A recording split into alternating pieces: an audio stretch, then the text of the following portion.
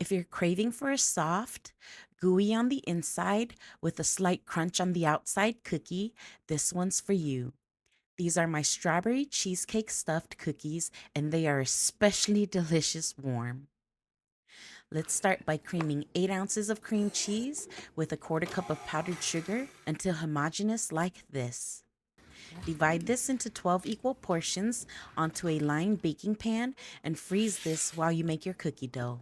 Let's make your dry ingredients. Measure out 3.5 cups of flour and do it like how I'm doing here by fluffing up your flour to aerate it, then spooning it into a measuring cup and leveling it out. Add 1/2 teaspoon of salt, 1 teaspoon of baking soda, 1 teaspoon of baking powder, 1 teaspoon of cornstarch, and give it a really good mix so that your ingredients are evenly combined. Now into the same mixing bowl from earlier, add in 2 sticks of cold butter, but be kind to your mixer and cut them into about 1 tablespoon chunks.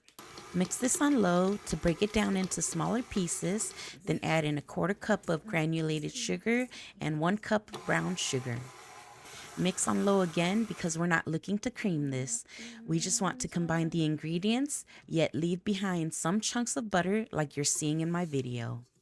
Don't forget to scrape the sides and bottom of your bowl and mix again until your mixture looks just like this.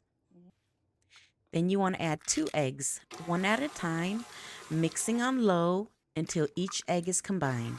And don't overmix. It's going to look like a broken down buttercream, but that's okay because it's going to come together.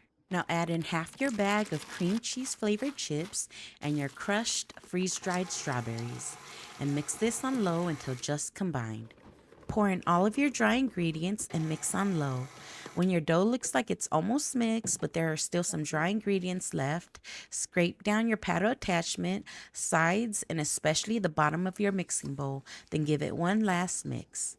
Your finished dough will look crumbly like this, but when you go to grab a handful and squeeze it, it'll form into a ball. I divided the weight of my dough into 12 and it came to about 110 or 3.9 ounces per cookie before getting stuffed. It's better to use a scale so all of your cookies are about the same size, but most importantly, so they bake evenly. So by now your cream cheese balls should be semi-frozen, and here's how I stuff mine. I just break my dough in half and form a cup with it. Then I add in my cream cheese ball right into the center and squeeze the sides in until it closes, and I form a ball with it. That's it. And now it's stuffed. Now let's make it look more delicious. Pour your reserved chips back into the pan you used earlier and press each dough into the chips. And if they're not evenly pressed on, sometimes I'll just press in a few like this.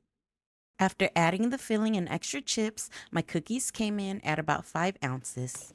These cookies taste best after resting the dough in the fridge for 1 to 3 days to allow the flavors to develop if you're patient, but 4 to 6 hours will also do. I baked these cold straight from my fridge into my preheated conventional oven at 400 degrees Fahrenheit for 15 minutes. I added extra strawberries with 3 minutes remaining and they still browned, so next time, maybe not.